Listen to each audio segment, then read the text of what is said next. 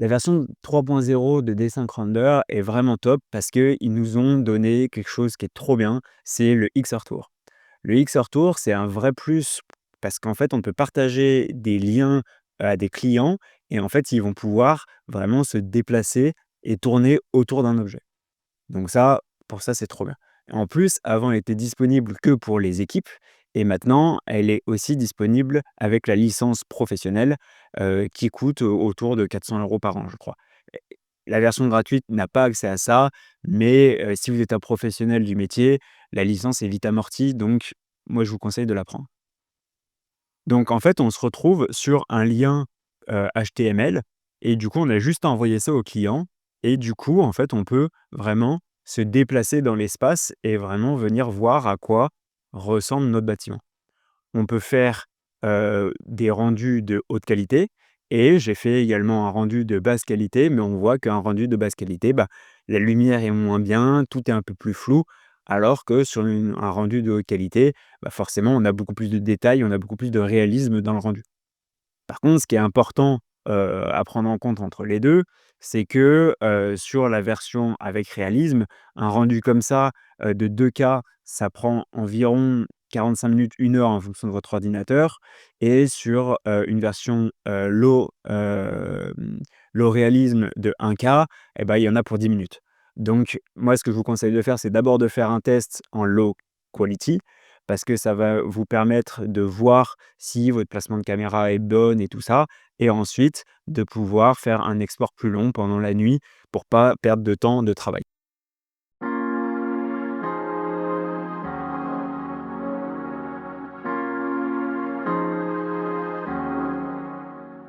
Bonjour à tous, pour ceux qui ne me connaissent pas, je m'appelle Victor Duguay et je suis le dirigeant de Murmure 3D. J'accompagne les architectes, les promoteurs immobiliers et les architectes d'intérieur pour faire des rendus photoréalistes et de l'animation 3D afin d'aider ces clients à faciliter la vente de leurs projets. Sur mon temps libre, je passe aussi beaucoup de temps à travailler et à rechercher des nouveaux logiciels dans la 3D et je fais des vidéos justement pour vous expliquer tout ça. Donc quand on se trouve sur des grandeur, en fait, on va juste venir ici, cliquer dans le tour et on voit que j'ai 2 projets.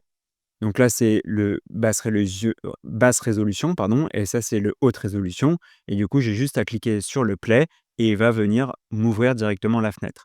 Ça, c'est en interne, c'est pas le lien que je donne au client. Donc pour créer un X hors tour, on suffit de faire le petit plus et de cliquer sur le X hors tour. Ensuite, on va faire Edit et ici, en haut à gauche, on a le shot. Alors, je vais juste me réduire et me mettre là. Il nous demande de créer une liste. Donc, on a le hémisphère, le cube et le sphère. Je ne vais pas rentrer dans les détails de tout. Moi, je vais vous montrer surtout le hémisphère. Mais le sphère, c'est très pratique pour des objets parce qu'en fait, on peut faire tourner tout autour de l'objet notre caméra. Et le cube, ça nous permet d'avoir un déplacement sur des faces. Donc on va prendre le hémisphère et on va venir, hop là, pardon, et on va venir cliquer à un endroit. OK. Et donc là, on voit que j'ai plein de petits points blancs qui sont apparus et en fait, c'est la technologie du Gaussian splat. Le Gaussian splatting, en fait, qu'est-ce que c'est? C'est une compilation de plusieurs images qui sont prises avec des caméras qui sont à différents angles. Et en fait, là, chaque point blanc représente une caméra. Et du coup, à la fin, l'entièreté des images sont compilées pour nous donner ce fameux rendu, qu'on a pu voir juste avant. Donc si jamais on passe en low quality, on voit que j'ai beaucoup moins de caméras et du coup, c'est normal d'avoir une qualité de rendu moins belle parce que, bah, forcément, j'ai moins d'images. Là, on peut cliquer sur preview et on va voir que je peux tourner déjà autour de ma scène. Alors là, déjà, moi, je vais mettre à une focale de 25 parce que c'est généralement ce que je préfère, mais on voit que je suis trop près. Donc pour ça, on va jouer avec le radius et je vais par exemple le passer à 3000 et en le passant à 3000, si je fais un preview, eh ben, je vois que je peux me déplacer autour de ma scène. Alors là, le placement fait que mon point n'est pas en plein milieu, mais pour ça, j'ai juste à le cliquer et si je le déplace et qu'on revient dans mon preview, eh ben, on peut voir que j'ai déplacé ma caméra. Donc ça, c'est hyper pratique parce que ça nous permet d'avoir vraiment une visualisation très proche d'un rendu et d'avoir une visualisation pour le client à 360 autour de son futur chez soi. Donc ça, c'est trop bien. Ensuite, ce qu'on peut faire également, c'est, heu, le spatial tour. Alors le spatial tour, c'est un peu différent, mais on va venir hop, donc on va ralentir un petit peu. J'utilise surtout pour l'intérieur moi, mais on peut également l'utiliser pour l'extérieur. Hop, on va juste mettre ça à 1,6 qui est la hauteur réelle, OK? Et là, par exemple, je vais me mettre on voit que ici, j'ai des petites barres qui m'indiquent la ligne d'horizon. Donc là, je vais pivoter pour me mettre bien. OK, ma maison est centrée et on fait ajouter une position. Je vais me déplacer, on va se mettre ici, on va ajouter une position. On va se mettre également ici, par exemple, pour venir montrer un détail qu'on peut voir sur l'intérieur et on va ajouter une position.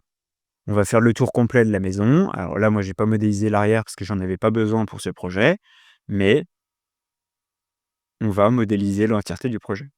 OK.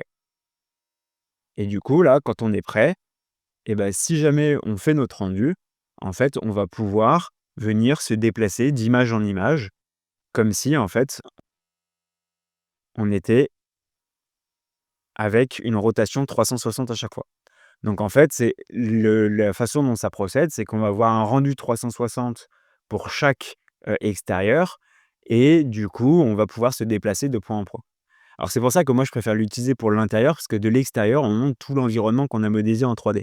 Il y a pas forcément un grand intérêt. Alors que si je recrée un nouveau projet et que je me mets en spatial tour, mais que je me mets en intérieur et que là je fais éditer et on va venir se mettre une vue ici par exemple. OK, on va vérifier qu'on est à 1,60 m, on va se baisser un petit peu. On va se mettre à 1,50 m, voilà, très bien. Comme ça, l'avantage, c'est que je vais avoir un rendu 360 autour de cette vue-là. Donc maintenant, on va venir se mettre un autre point ici. OK, on va venir se faire pivoter ma vue. Hop, et on va venir ajouter un point de vue là. OK, donc on fait done et on fait rendering. Donc là, je vais avoir les 2 que j'ai en 4K. On peut aller jusqu'à 16K. Dans le cas présent, un 4K, c'est largement suffisant, mais on va juste cliquer ici pour l'enregistrer dans un de mes fichiers. Sélectionner et rendu.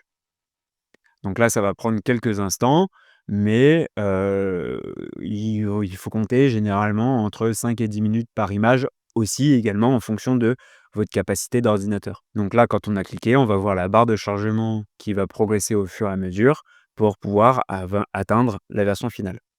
Si tu es encore ici, j'imagine que la vidéo te plaît, donc si c'est le cas, n'hésite pas à t'abonner, à mettre un petit pouce bleu et à me laisser un commentaire pour savoir sur quel sujet tu voudrais que je fasse une vidéo dans le futur. Allez, on est reparti.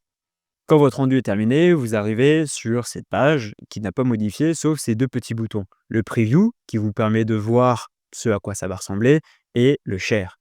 Le share, on va cliquer dessus et on va appeler notre maison, maison lac, par exemple, et on va le mettre dans un projet qu'on va aussi appeler maison lac.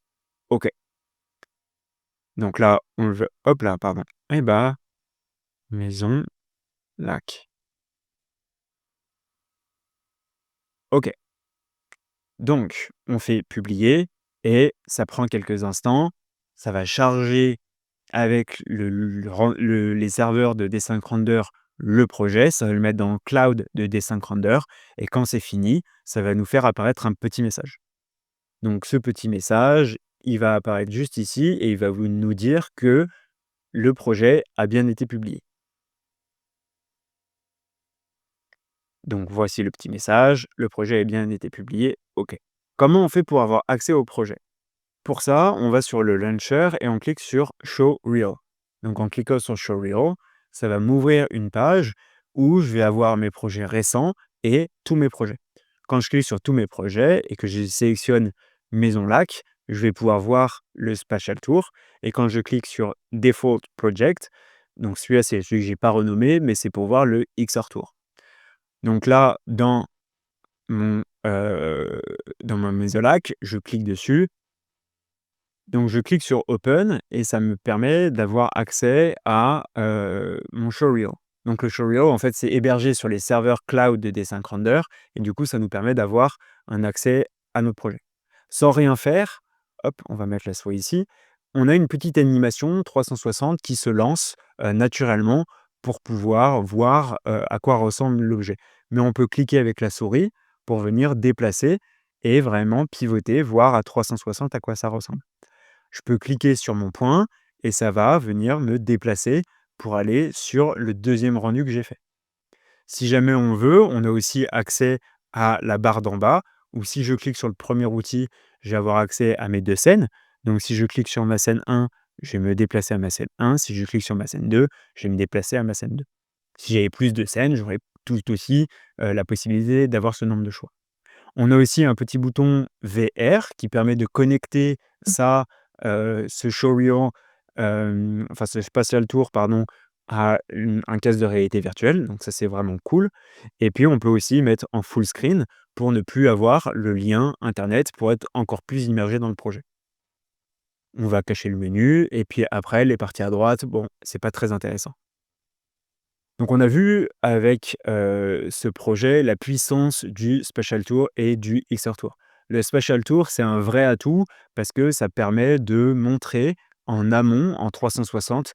Encore une fois, moi je l'utilise plutôt pour des intérieurs, mais ça permet de voir l'espace exactement à quoi il ressemble et si vous le connectez en plus à un casque de réalité virtuelle, bah, le client va être encore plus immergé dans son futur appartement, dans sa future rénovation et surtout il va avoir une bonne visualisation de chaque objet. Donc en fait, on va se rendre compte beaucoup plus en détail de la place que prend chaque mobilier.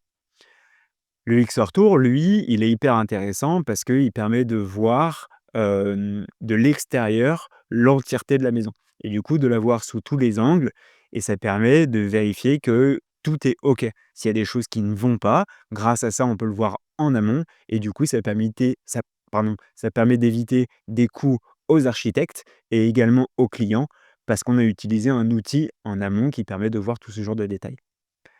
Donc c'est là la puissance de ces 2 logiciels, c'est que en amont, ça permet d'éviter de faire beaucoup d'erreurs et en tant que professionnel, c'est quelque chose qui peut se facturer et c'est un vrai plus à avoir à votre arsenal. Donc j'espère que la vidéo vous a plu. Si c'est le cas, encore une fois, abonnez-vous et puis à la prochaine. Ciao!